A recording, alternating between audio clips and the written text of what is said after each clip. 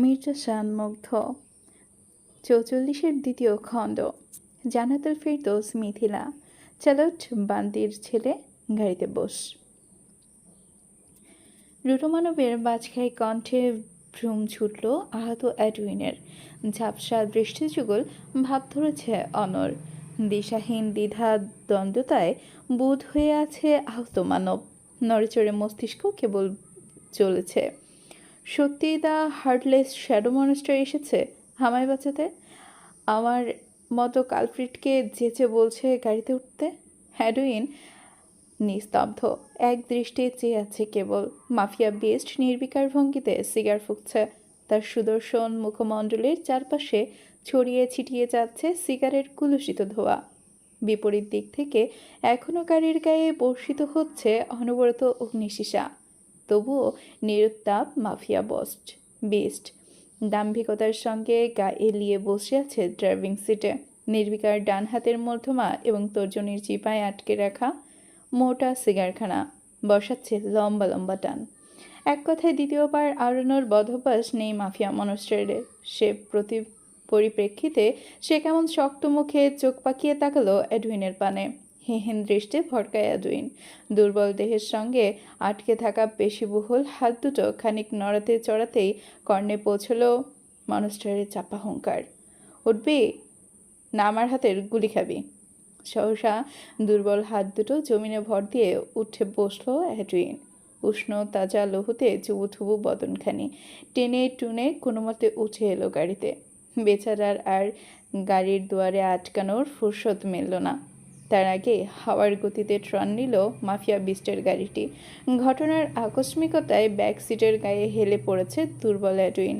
পর মুহূর্তে নিজেকে কোনো মতে সামলে নিয়ে তড়িঘড়ি করে দরজাটা টেনে লাগালো গাড়ির সঙ্গে। এদিকে মনস্টারের দক্ষ হাতে স্টিয়ারিং ঘোরাচ্ছে।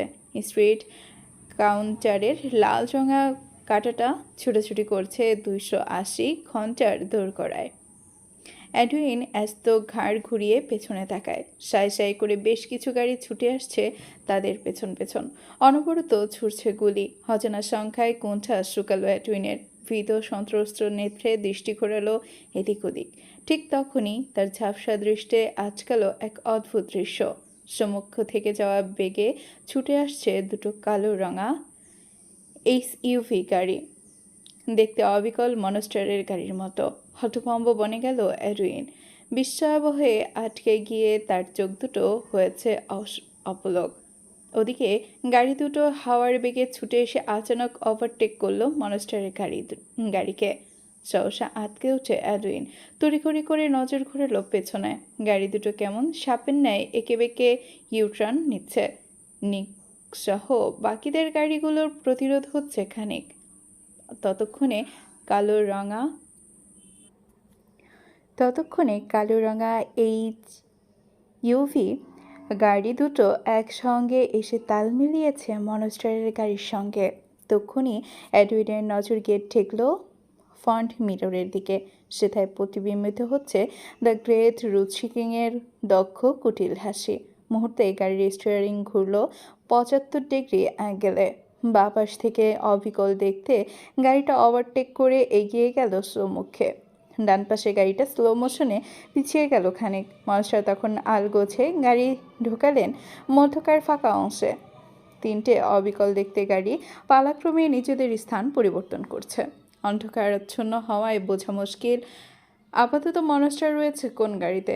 এদিকে পিছু নেওয়া গাড়িগুলো কেমন দিক বিদিক শূন্য হয়ে পড়েছে। আবার চেক করতে চাইলে পথ আটকায় ভিন্ন কৌশলে। প্রায় মিনিট 10 ধরে চলল এহেন কাণ্ড। এরই মধ্যে তিনটে অবিকল দেখতে এইচইউভি গাড়ি ছুটে গেল 3 রাস্তার মোড়ে। আপাতত চোখের পলকে গাড়ি তিনটে পথ ধরল 3 দিকে। তক্ষুনি একযোগে ব্রেক কষল পিছু নেওয়া গাড়িগুলো। দিক বিদিক শূন্য হয়ে থেমে রইল কিয়ৎক্ষণ। নিক কেমন কটমট করছে। রাগ ক্ষোভ সিটের গায়ে অনবরত পাঁচ বসিয়ে গর্জন তুলছে বারংবার। কটমটিয়ে শুধালো, আবারও নিজের কূটকৌশল কাজে লাগিয়ে বেঁচে গেল মনস্টার। তবে আর কতদিন? আপনার সেই বুদ্ধিদীপ্ত মস্তিষ্ক জং ধরার সময় হয়েছে। এবার শুধু সুযোগের অপেক্ষা। বিদঘুটে অন্ধকার, যেন গিলে খাচ্ছে গহীন জঙ্গলটাকে। অদূর থেকে ভেসে আসছে খ্যাকশিয়ালের মরা কান্না। মনস্টারের গাড়ি থেমেছে জঙ্গলের দাঁড় ঘেঁষে রয়ে যাওয়া নির্জন রাস্তায়। রুরোমানব কেমন নির্বিকার ভঙ্গিতে সিগার ফুঁসছে এখনও। ব্যাকসিটে বসে থাকা অ্যাডউইন ঘাড় ঝুঁকিয়ে রেখেছে অপরাধিত্বের ভারে। মাথা বারবার চেপে ধরছে আইস ব্যাগ। সে তো নির্দয় মনস্টার বলেছে বলে। আইস। অ্যাডউইন ঢোক গিলছে বারংবার। শুকনো জিভ ঠেলে শুষ্ক অধৈর্যরা খানিক ভিজিয়ে নিয়ে কথা সাজালো মনে মনে। রয়েছে আমতা আমতা স্বরে শুধালো, ওরা মেয়েটার খবর পেয়ে গেছে মনস্তার। মুহূর্তেই থমকালো গাড়ির অভ্যন্তরের পরিবেশ। থমকালো যুবকের ঠোঁটের আগায় নিয়ে আসা সিগারের হাতখানা। তীক্ষ্ণ হলো বাদামি অক্ষিপুট। যুবকের পিয়ার্সিং করা ঠোঁটের কোণে আচমকা উপস্থিত হলো এক টুকরো রহস্যময় বাঁকা হাসির ঝলক। পরক্ষণে ঠোঁটের ফাঁকে সিগার গুছতে গুছতে ভাবলেশহীন কায়দায় প্রত্যুত্তর করলো, সো হোয়াট? বিস্ফোরিত দৃষ্টিতে তাকায় অ্যাডউইন। হতবাকের শীর্ষে পৌঁছলে গম্ভীর মানব। মনস্টার এ কথাটা শুনেও এত শান্ত রইল কী করে? ওনার রাগ হচ্ছে না? অ্যাডউইন কেমন হতবুদ্ধিত্বের ন্যায় তাকিয়ে আছে। এদিকে মুগ্ধ মহাশয় ফের চাবি ঢোকালেন গাড়ির ইঞ্জিনে। গাড়িতে স্টার্ট বসিয়ে গিয়ার টানতে টানতে শক্ত চোয়ালে কটমটিয়ে শুধালো সে, এই পৃথিবীর বুকে এমন কোনো বাপের বেটা এখনও জন্মায়নি যে কিনা মনস্টারের কাছে থেকে তার বান্তির মেয়েকে তুলে নিয়ে যাবে। যে আমার, সে আমৃত্যু শুধু আমারই। No one can even dare to touch her. No one means fucking no one.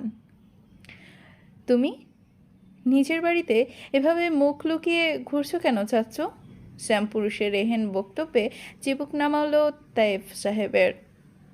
মলিন মুখ খেলায় তার ছেয়ে গেল এক রাশ অস্বস্তি।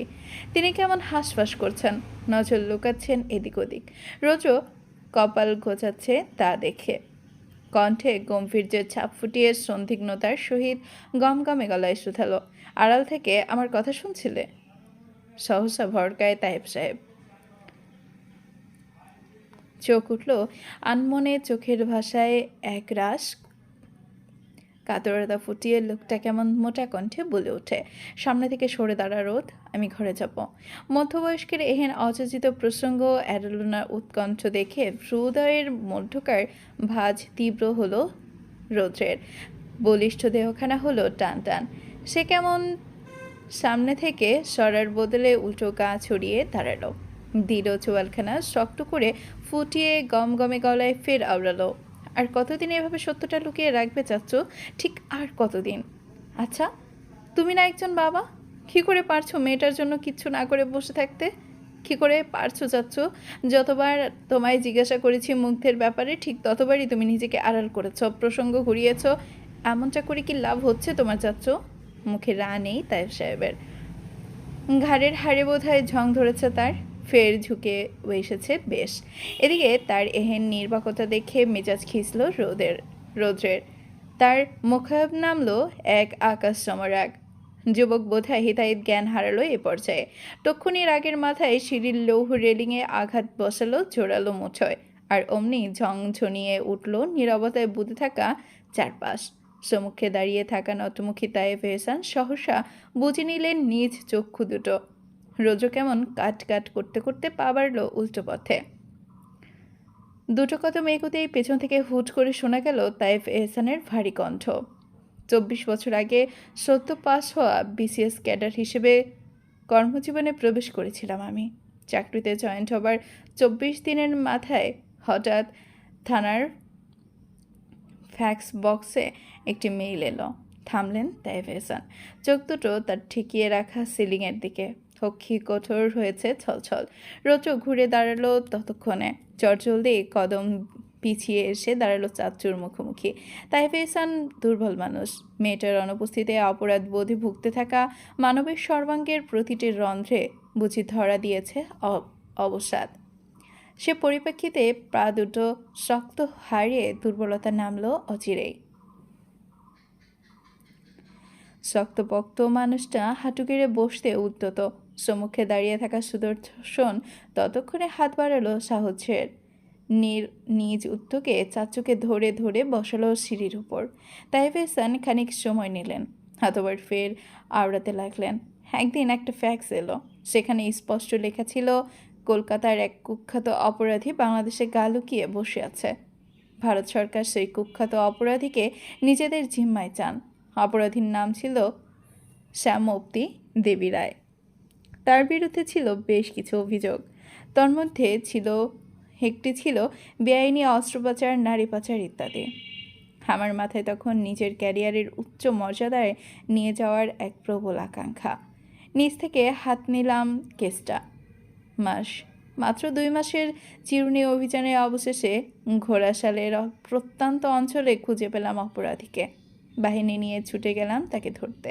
তবে গিয়ে দেখলাম থামলেন তাইফ এহসান।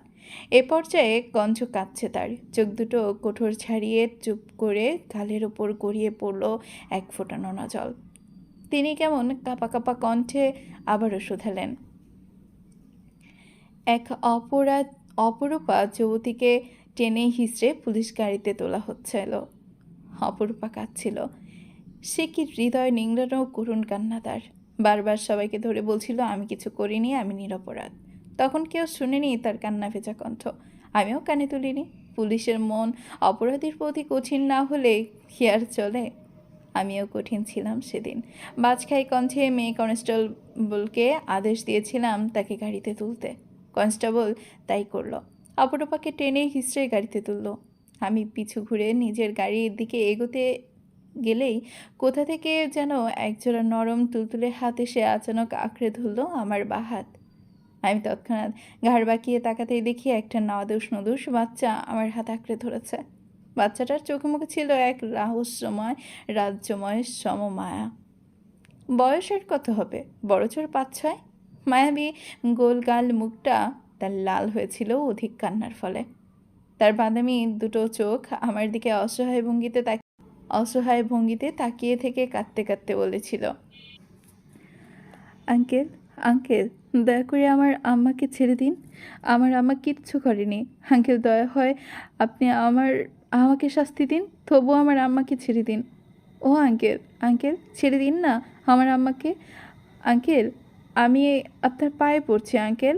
বলতে বলতেই বাচ্চাটির নরম তুলতুলে হাত দুটো আমার পা আঁকড়ে ধরে। অনবরত কান্না জুড়ে আবারও নিজের মাকে ছাড়ানোর আবদার করে। অথচ আমি স্রেফ নির্বিকার ভঙ্গিতে দাঁড়িয়েছিলাম। অপরাধীর সাজা তো হবেই। বাচ্চা ছেলেটা থোড়াই জানে তার মা অপরাধী। এদিকে পুলিশ গাড়ি থেকে আরেকজন কনস্টেবল তখন ছুটে এসে জোর করে বাচ্চাটিকে নিয়ে গেল আমার চোখের সামনে থেকে। বাচ্চাটা তখনও চিৎকার করে আমায় ডাকছিল। আমি শুনেছি, বুকে পাথর বেঁধে চুপ করে শুনেছি তার কান্না। সেদিন প্রায় বিকেল নাগাদ বাংলাদেশের বর্ডার পার করে অপরাধীকে পাঠানো হলো ভারতের মাটিতে। সঙ্গে আমার যাওয়ার কথা থাকলেও আমি সেদিন যাইনি। কিন্তু কণ্ঠরোধ হলো তাইফ এহসানের। হাত পা শুরু হলো অজানা কম্পন। রোজও কপাল কুচালো।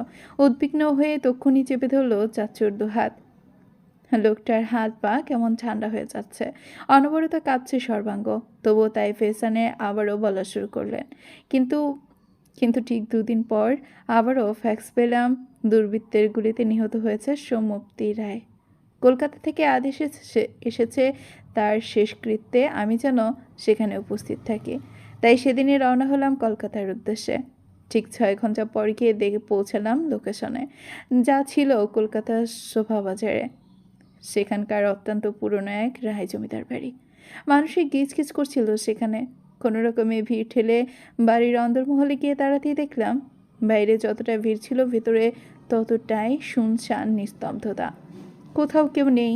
আমি হতবুদ্ধি নেই হাঁটতে হাঁটতে অন্দরমহলের বাঁদিকে পা বাড়াই। আশ্চর্যের বিষয় ছিল, অন্দরমহলের সবকটা দরজা বাইরে থেকে তালা দেওয়া থাকলেও একদম শেষের দিকে একখানা ঘরের দরজা এক পাশ খুলে রাখা। সন্দেহের বশে সেদিকে এগোই। এক হাতে দুয়ারের অন্য পাশে ঠেলে ভেতরে ঢুকতেই দেখি কাপড় পারল তাইফ এহসানের। ভয়ে ততস্থ তার সর্বাঙ্গ।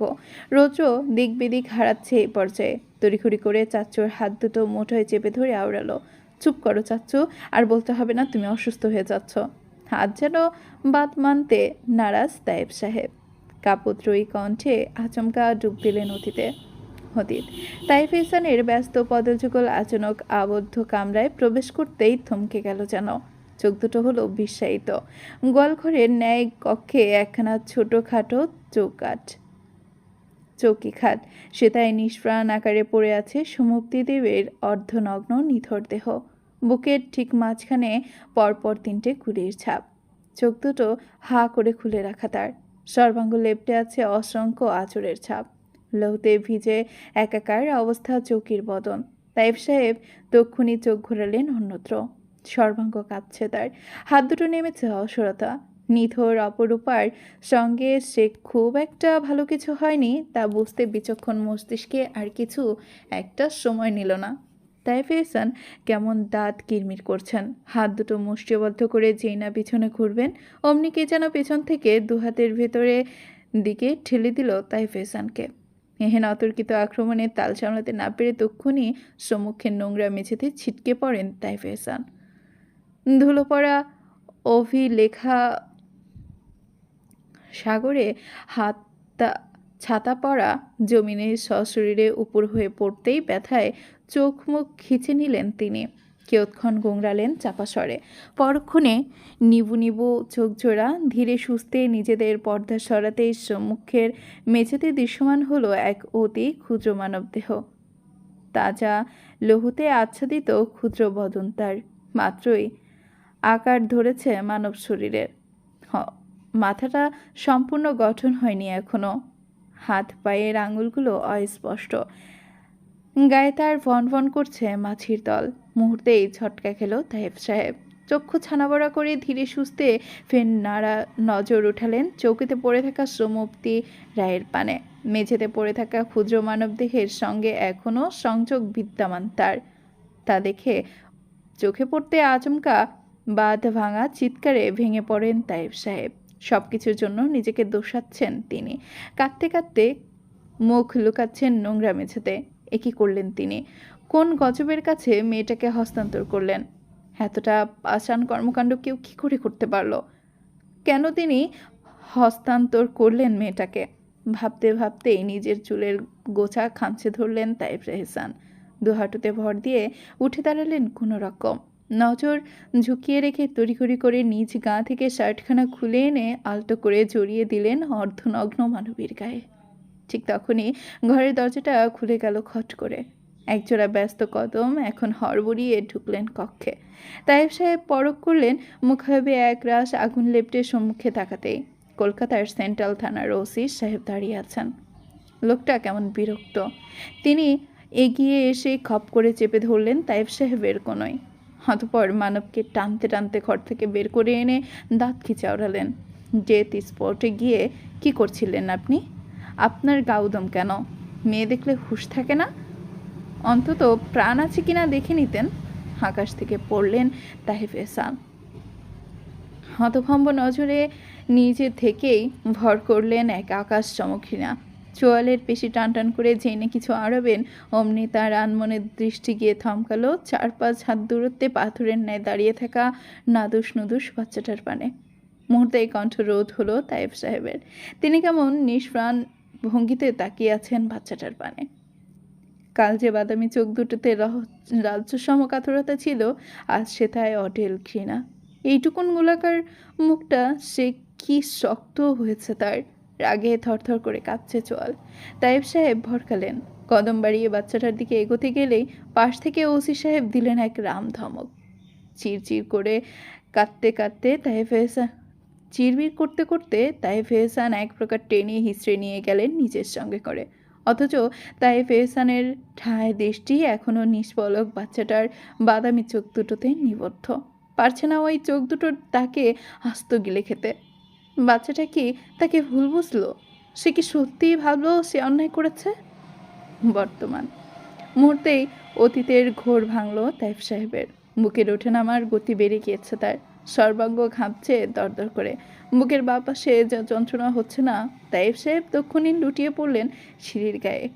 এদিকে রৌদ্র অস্থিরতায় গলা উঁচিয়ে ডাকছে পরিবারের সকলকে। তাইফ এহসান চোখ বুঝছেন ক্রমশ। ফ্যাকাশে অধর যুগলের মধ্যকার ফারাক দিয়ে অস্পষ্ট আওড়ালেন, আমি আমি না চাইতেও সৌম্যপ্তি দেবীর খুনি। আমি আমার আমার পাপের শাস্তি আমার আমার মাহিকে পেতে পেতে পেতে দিব না। আমার মাহি, আমার মা। নীলরঙা ড্রিম লাইটের আলোয় ডুবে আছে সপ্তদর্শীর কক্ষ। মখমলে তুলতুলে বিছানায় পা ডুবে আছে, তার গায়ের ওপর আলতো করে জড়িয়ে রাখা একখানা মোটা ব্ল্যাঙ্কেট। যা ঠান্ডা পড়েছে না, ক্লান্তিতে বড্ড জোরালো ঘুমে আচ্ছন্ন সপ্তদর্শী। কিউটি ছানা আজও লুকিয়ে আছে মানবীর বুক পিঞ্জিরার উষ্ণ ছোঁয়ায়। এরই মধ্যে নীরবতার মোটা তারে ছেয়ে আছে কক্ষ। ধূপধাপ পায়ে প্রবেশ করলেন মাফিয়া মনস্টার। তার মুখায়বে নেই বিন্দুমাত্র উদ্বেগ, সেথায় লেপ্টে আছে একরাশ নিঃস্পৃহতা। সে যেন কেমন জোরালো কদমে নিঃশব্দে এগিয়ে এসে দাঁড়ালো মাহিকে বিছানার কাছে। বা হাতে আলগোছে সরালো সম্মুখের বেড স্ট্যান্ড, ঝুলতে থাকা সাফেদ রঙা ফিনফিনে পর্দা। কুচকানো দৃষ্টিতে মাহির ঘুমখানা ঘুমন্ত মুখপানে তাকাতেই মসৃণ ললাটে গোটা কতক ভাঁজ পড়ল রুরো মানবের। মুখায়বে বিরক্তির ছাপ ফুটিয়ে মনে মনে ভাবল, এইটুকুন একটা মেয়ের জন্য এতগুলো মানুষ কিনা উঠে পড়ে লেগেছে। আহ, দুনিয়ার মানুষ কত আজাইরা। কতটুকু ভাবতে গিয়ে তাচ্ছিলের হাসি ফুটল রুরো মানবের অধর কোণে। দৃষ্টি হলো সংকুচিত। সে খানিক আলগোছে ঝুঁকে এলো ঘুমন্ত মাহির মুখের ওপর। নিজ বাদামি চক্ষু দুটো কুচকুচে কালো মণিদয় নাচিয়ে মেয়েটার মুখমণ্ডলের প্রতিটি রেখায় নিখুঁত অবলোকন চালিয়ে মনে মনে ফের বিড়বিড়ালো, ওরা কত বড় পাগল বান্দির মেয়ে! ওরা কিনা তোকে ছুতে চাইছে, যার পিছে স্বয়ং রুচি কিং দাঁড়িয়ে। তোকে ছোঁয়ার সাধ্যি করতে এলে যে ধ্বংস নিশ্চিত, ওরা কি জানে না? ঘুমন্ত মেয়েটার কাছ থেকে থোড়াই উত্তর এলো। চুরোমানো কেমন কপাল ঘোচালো অসন্তৃষ্টিতে। তক্ষুনি নিজ রুক্ষ দুহাতে আলগোছে জড়িয়ে বাড়িয়ে দিল ঘুমন্ত মাহির কোমর এবং ঘাড়ের নিচে। অতঃপর যুদ্ধে গমনাদ্য সৈনিকের কাঁধে বাঁকানো ধনুক তুলবার ন্যায় ঘুমন্ত সপ্তদশীকে নিজ প্রশস্ত কাঁধে তুলে নিলেন মহাশয়। ঘুমের ঘুরে এহেন অতর্কিত আক্রমণে ভরকায় মাহি। তখনই আগলা হলো তার সাধের ঘুম। ঘুমন্ত মস্তিষ্কে হুটহাট জাগ্রত হওয়ায় টের পেতেই হকচকায় মাহি। হকচাকানো কণ্ঠে আতকে উঠে বলে, কে কে কে নিয়ে যাচ্ছে আমায়? কোথায় কোথায় আমি? কে আপনি? বিস্ট বিস্ট কোথায় আপনি? আমাকে কে যেন নিয়ে যাচ্ছে, ধরুন আমায়, বাঁচান! মেয়েটার এহেন অনবরত চিৎকারে কপাল কোটায় মাফিয়া বিস্ট। তিতি বিরক্ততায় তক্ষুনি চিরবিরিয়ে বলে ওঠে, শাট আপ বান্দির মেয়ে! মুহূর্তেই স্থবির হলো মাহে। মস্তিষ্ক তার সচল হতে সময় নিল মিনিট খানেক। অতপর নিজেকে সামলে নিয়ে মেয়েটা কেমন ঘুম ঝাড়ানো আদুরে কণ্ঠে বলে ওঠে, কই নিচ্ছেন আমায়? উফ, রাতটা অন্তত না জ্বালালে নয় কি? প্রত্যুত্তরে করেনি মাফিয়া বিস্ট। পায়ের গতি জোরালো তার, এগোচ্ছে এলিভেটরের পানে। সপ্তদশী খানিক হামি টেনে জিজ্ঞাসা করে ওঠে, কোথায় যাচ্ছি? ভাবলিসীন ভঙ্গিতে এলিভেটরে পা রাখা মুগ্ধ প্রত্যুত্তরে ঠেস মেরে বলে ওঠে, মরতে। পাহাড়ি আঁকাবাঁকা রাস্তা দিয়ে ওপরে উঠছে মুগ্ধ। কাঁধে ততস্থ হয়ে পড়ে আছে মাহি। চোখ মুখ খিচে রেখেছে ভয়ার্ত মানবী। অদূর থেকে ধেয়ে আসছে জঙ্গলি কুকুরদের মরা কান্না। এ নিয়ে ভয়ের শেষ নেই মেয়েটার। শেষে না পারতে হুট করে বলে বসলো, আমার ভয় লাগছে। সিগার ফুঁকতে মত্ত রুরোমানব পূর্ণ গহরে মেয়েটার ভয়ার্ত কণ্ঠ পৌঁছাতেই কপালের চামড়ায় ভাঁজ স্পষ্টতর হলো তার। মুখায়বে বিরক্তির ছাপ লেপটে কর্কশ গলায় শুধালো, তো আমি কি করব? পাহাড়ের ওপর থেকে ফেলে দিয়ে সোহাগ করব? মুখ কুচকায় মাহি। লোকটার সাথে নরম কণ্ঠে কথা বলে ঘাট হয়েছে তার। ঘটে বুদ্ধি থাকলে তার কখনো বলবে না বলে প্রতিজ্ঞাবদ্ধ হতে গিয়েও হোঁচট খেল বেচারি। চোখ দুটো খিচে পড়ে রইল মানবের কাঁধে। পেইন্ট হাউসের প্রশস্ত কাচের সদর দরজা পেরিয়ে মাত্র প্রবেশ করলো মাফিয়া বিস্ট। পেইন্ট হাউসের দায়িত্বরত সকল গার্ডস তক্ষুনি নজর ঝোঁকালেন নিজেদের। কেউ কেউ হাঁটু গেড়ে জানালেন কুর্নিশ। মাফিয়া মনস্টার নিরুদ্বেগ সেদিকে ধূপধাপ পায়ে নীরবে এগিয়ে গেল সিঁড়ির কোলে। কাচের স্বচ্ছ স্লাইডিং দরজার নবে দু আঙুল ঢুকিয়ে আচানক কক্ষের দুয়ার খুলল মুগ্ধ। মেয়েটাকে এর আগে যে কক্ষে রাখা হয়েছিল আজও সেই কক্ষেই নিয়ে আসা হয়েছে তাকে। ট্রান্সপারেন্টের কাচের ফ্লোরে জোরালো কদমে ছাপ বসিয়েছে দাম্ভিক পুরুষ। এগিয়ে গেলেন মখমলে এলাকার গোলাকার বিছানার কাছে। পা দুটোয় রুক্ষ টেনে কোনোরূপ আগাম সতর্ক সংকেত ছাড়াই মেয়েটাকে আচানক কাঠ থেকে নামিয়ে ছুঁড়ে ফেলল বিছানার কোলে। এহেন ঘটনায় আকস্মিকতায় হকচকায় মাহি। চোখ দুটোর পর্দায় সল্ট ভর করা ঘুমটুকু তার মুহূর্তেই উবে গেল হাওয়ায়। মেয়েটা কেমন হাঁ করে তাকিয়ে আছে দেখো।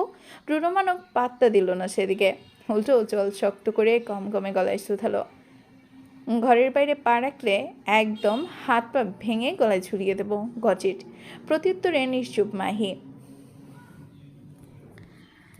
আশেপাশে নজর বুলিয়ে নিজেকে সামলালো মুহূর্ত ব্যয়। চারপাশে ঘোর অন্ধকার। আকাশের বুকে লেপ্টে থাকা কালো মেঘগুলো কেমন দানবের ন্যায় দেখাচ্ছে। মেয়েটার ঢোক গিলল পরপর। রুরুমানব উল্টো পথে পা বাড়ালেন। সে কেমন বিড়বিড়িয়ে বলে উঠল, আমি ঘুমাবো। থামলো মুগ্ধের চলন্ত পদযুগল। ঘাড় বাঁকিয়ে কপাল কুঁচকে তাকালো পেছনে। দৃষ্টিতে সরু ভাবস্রোত ঝেলে কর্কশ কণ্ঠে বলল, তো জানা রে বান্দির মেয়ে, তোকে ধরে রেখেছে কে? নাকি আমাকে লাগবে ঘুমানোর জন্য? দেখ বান্দির মেয়ে, আমি সঙ্গে থাকলে কিন্তু আজ রাতে তোর ঘুমানো হারাম হয়ে যাবে। তাই ভেবে চিনতে কাছে ডাকিস। ইউ নো না, I am a pure bad boy. মুখগহ্বরের অলক্ষ্যে দাঁত খিঁচল মাহি। নাকের পাটা ফুলিয়ে রাগান্বিত কণ্ঠে আওড়ালো, মুখ খুললেই উল্টোপাল্টা কথা বেরোয় তাই না? আপনাকে আমি বলেছি আমার কাছে আসতে, আমি বলেছি আমি ঘুমাবো, আর আপনি? আমি? মুগ্ধের এহেন সন্দিগ্ধ পাল্টা প্রশ্নে বাক্যটুকু অপূর্ণ রেখে গেল মাহির। জীবের ডগাল জল শূন্য হলো আবারও। সে খানিক ঢোক গেলে মিনমিন স্বরে বলল, এ ঘরে বসে থাকবেন, আমার ভয় লাগছে। সহসা জল শক্ত হলো রুরুমানবের। কপালের চামড়ায় বাড়ল ভাঁজের ছাপ। দাঁত কপাটি একে অপরের সনে পৃষ্ঠচাপে পিষতে পিষতে সে কেমন চিরবির কণ্ঠে বলে ওঠে, ফর দ্য ফাক বান্দির মেয়ে, আমার মতো হ্যান্ডসামকে তোর কেয়ারটেকার মনে হচ্ছে? ভাবলেশহীন মাহি নিষ্পৃহ ভঙ্গিতে মুখের সামনে হাত নাড়ালো মাছি উড়ানোর ন্যায়। হাত যেন সাহস বেড়েছে তার। তাই তো নির্লিপ্ত কণ্ঠে জবাব দিল, হুম, কেয়ারটেকার তো ভালো পদ, আপনাকে দারোয়ানের চেয়ে বেশি কিছু মনে হচ্ছে না। মুহূর্তেই তেলেবেগুনে জ্বলে ওঠে মাফিয়া বিস্ট। গজগুটিয়ে এগিয়ে এসে আচানক আঁকড়ে ধরে মাহির সুকোমল গ্রীবাদেশ। দাঁত খিচে গর্জন তুলে বলে ওঠে, এই বেয়াদবের বাচ্চা, এই জিব্বায় লাগাম টান অসভ্য ছেলে মেয়ে, নইলে কিন্তু। একই তেজ আবির্ভূত মাহি সহসা মনস্টারের হাত থেকে নিজের গৃহবাদেশ ছাড়িয়ে এনে চোয়াল নাড়িয়ে বলে ওঠে, থাক হয়েছে, গালমন্দ সব একেবারে করে ফেললে কাল কি করবেন? দয়া করে কালকের জন্য কিছুটা বাঁচিয়ে রাখুন। আপাতত আমি ঘুমোচ্ছি বিস্ট, গুড নাইট। তীক্ষ্ণ দৃষ্টিতে তাকিয়ে রইল মুগ্ধ। মেয়েটা তাকে উপেক্ষা করে আলগোছে মাথা রাখলো নরম বালিশে। রুরুমানবের রুক্ষতা খানিক কমতে শুরু করলো তা দেখে। সে কেমন ঘাড় কাত করে তাকিয়ে আছে মেয়েটার পানে। তার বাদামি চোখ দুটো যেন মুগ্ধতায় অস্পষ্টে আওড়াচ্ছে, ব্যাপার কি বান্দির মেয়ে? তাকে ইদানিং আমার লাগে কেন? কোন জাদু করেছিস আবার কে জানে? ভাবতে ভাবতেই মুগ্ধের বিমুগ্ধ নয়ন গভীরভাবে ডুব দিল মাহির মসৃণ মুখ পানে। সেথায় দৃষ্টি গিয়ে কিয়ৎক্ষণ আঁকিবুকি চালিয়ে মানব নিজ অবচেতন মনে ফের আওড়ালো, তুই যদি একটাবার জানতি তোর ঘুমন্ত মুখের দিকে তাকালে আমার ঠিক কেমন লাগে, তাহলে তুই হয়তো আমাকে ধ্বংস করার জন্য হলেও যখন তখন ঘুমিয়ে থাকার ভান ধরতে পিচ্ছি। মনে মনে কথাটুকু আওড়ে ক্ষান্ত হননি মাফিয়া বিস্ট। দাঁড়িয়ে রইলেন পাহাড়ের ন্যায়। এদিকে তার লম্বা হাত দুটো মেয়েটার বালিশের কাছে এসে ঠেকেছে। তা বুঝি অস্তিত্ব বাড়াচ্ছে মাহির। সপ্তদর্শী খানিক বিরক্ত কণ্ঠে চোখ বুজে রেখে শুধালো, হাত সরান, আমি ঘুমাবো। এ পর্যায়ে আর রাগলেন না রুরুমানব। উল্টো ঠোঁটের কোণে অলক্ষ্যে ফোটালেন বাঁকা হাসির রেশ। কণ্ঠে কপট মুটি ভাব ধরে আওড়ালেন, তোর কথা শুনতে আমি বাধ্য নই বান্দির মেয়ে। মসৃণ ললাটি বিরক্তির ছাপ। লেপটানো মাহি নাক কুচকে খিটখিটে কণ্ঠে বলে উঠছে, এই বয়সে এসে এত তেজ দেখালে ক্লান্ত লাগে না আপনার? আশেপাশে বোধহয় জোরালো একখানা বাজ পড়ল। মানবের মুখায়ব দেখে তো তাই মনে হচ্ছে। এত হ্যান্ডসাম, হেলথ কনসার্ন একটা মানুষকে কিনা বয়সের খোঁটা দেওয়া হচ্ছে, এ যে আর মুখ বুজে সহ্য করার মতো নয়। মাফিয়া বেস্ট কেমন গজগজ করছেন রাগে। তক্ষুনি মেয়েটার উপর ঝুঁকে এসে কঠিন হুঙ্কার ছুড়ে বলল, what the hell are you saying বান্দির মেয়ে? এই বয়স মানে? এই বেয়াদবের বাচ্চা, তুই আমাকে বয়স নিয়ে খোঁটা দিচ্ছিস? গালটা কাছে আন জানোয়ার, এক্ষুনি দু একটা না বসালে আমার শান্তি হচ্ছে না। মানবের কথাটা গায়ে মাখল না মাহি, উল্টো গো ধরে পড়ে রইল বিছানায়। মুখটা অন্যত্র ঘোরাতে ঘোরাতে অনীহার কণ্ঠে বলে ওঠে, আরে হাত সরান তো, বেশি নড়বেন না, আমি ঘুমাচ্ছি কিন্তু। মেজাজ এবার সপ্তম আকাশে পৌঁছল রুরু মানবের। চোয়ালের পেশি টান টান সে কেমন ক্রূর কণ্ঠে আচমকা বলে বসল, উর, যত ইচ্ছা উর, আর মাত্র 17 দিন, এরপরই ডানা কাটবো, মাইন্ড হিট। কথাটা বলে আর এক মুহূর্ত দাঁড়ালো না মাফিয়া বেস্ট। মুখাবে এক আকাশসম রাগ লেপটে চলে গেল কক্ষ থেকে। এদিকে চোখ বুজে রাখলেও সবটাই স্পষ্ট শুনল মাহি। মানবের কথাগুলো মুহূর্তেই বুকে মোচড় দিয়ে উঠল তার। হে পর্যায়ে এই কথার অর্থ কী? কি হবে 17 দিন পর? অভ্যন্তরীণ উজাটন বাড়ল মাহির, এপাশ ওপাশ দাপড়ালো তার শরীর। মস্তিষ্ক কাজে লেগে পড়ল উত্তর খুঁজতে। হাঙুল গুনছে তারিখ। আর 17 দিন। এরপর কি? গুনতে গুনতে হঠাৎ থমকায় মাহি। তক্ষুনি মেয়েটার চোখ দুটো হলো ছানা বড়া। সর্বাঙ্গ দুলে উঠল ভয়ে। নিজ হাত দুটো চোখের সামনে এনে মেয়েটা কেমন কাঁপতে কাঁপতে বলল, আর 17 দিন পর আমার জন্মদিন। ওই দিন কি করবে এই লোক? মেরে ফেলবে আমায়? সহসা নিজ চিন্তায় আটকে ওঠে মাহি। ওজাটনে পা নামালো বিছানা থেকে। কাঁপতে কাঁপতে জিভখানা আলগোছে ছোয়ালো অধরে। লোকটাকে জিজ্ঞাসা করতে হবে, আর 17 দিন পর ঠিক কী করবে। এহেন ভাবনায় তক্ষুনি উঠে দাঁড়ায় মাহি। মনস্তার নিষেধাজ্ঞা থাকা সত্ত্বেও ঘটঘটি বেরিয়ে এলো ঘর ছেড়ে। মৃদু অন্ধকারে ছেয়ে আছে প্রশস্ত করিডর। মাহি ভয়ে ভয়ে সিঁড়ি বেয়ে টপ ফ্লোরের দিকে এগোচ্ছে। মেয়েটার আজ অত সাহস এলো কোথা থেকে কে জানে। দুরু দুরু বুকে এসে অবশেষে এসে দাঁড়ালো টপ ফ্লোরে। পরক্ষণেই যা দেখলো তাতে হোঁচট খেলো বেচারি। সম্পূর্ণ ফ্লোরে দুপাশে সশস্ত্র গার্ডস। মেয়েটার উপস্থিতি টের পেয়ে তক্ষুনি সকলে একযোগে দুহাঁটু ঠেকালো মেঝেতে। ঘাড় নোয়ালো বাধ্যতায়। এহেন কাণ্ডে যার পরনি হতবাক মাহি। তাকে এভাবে কুর্নিশ জানাচ্ছে কেন লোকগুলো? মাথাটা খারাপ হয়ে গেল না তো তাদের? মাহি কেমন গাল ফুলিয়ে তপ্ত নিঃশ্বাস ফেলল। কিয়ৎক্ষণ দোনামানা করে অবশেষে বোকান্নের সম্মুখে নতমুখে বসে থাকা গার্ডদের জিজ্ঞাসা করে উঠল, বেস্ট, না মানুষটা কোথায়? মুখে জবাব দিল না কেউ। জবাব দিয়ে থোড়াই প্রাণ হারাবে তারা। লোকগুলো কেমন থরথর করে কাঁপছে দেখো। সম্মুখ থেকে কেউ একজন স্রেফ তর্জনী তাক করলো ছাদের দিকে। এতেই বুঝি কাজ হলো।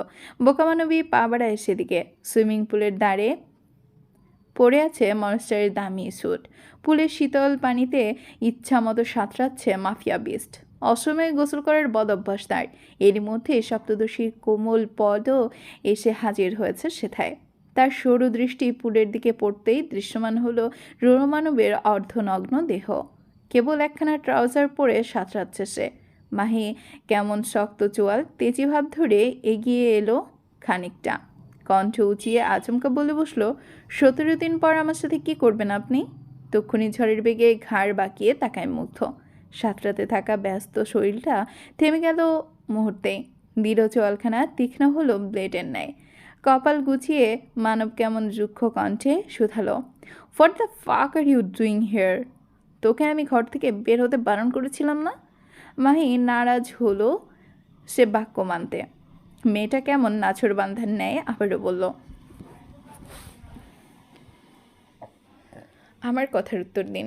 রুরুমানব দাঁত কটমট করছে। শক্ত হাতে নিজ ঘাড়টা সামান্য টলতে টলতে এক হাতে 2 আঙুল উঁচিয়ে আচানক মেয়েটাকে ইশারায় কাছে ডেকে বলে ওঠে, এদিকে আয় বলছি। এগুলো না মাহি, কাপা কাপা কণ্ঠে আউটেলো, এখান থেকেই বলুন। এ পর্যায়ে রহস্যময় বাঁকা হাসল মুগ্ধ। বলিষ্ঠ হাতখানা পানির উপর ছড়িয়ে অনীহার স্বরে বলল, কাছে না এলে বলবো না। অগত ইহান হুমকিতে না চাইতেও পদযুগল অগ্রসর হলো মাহির।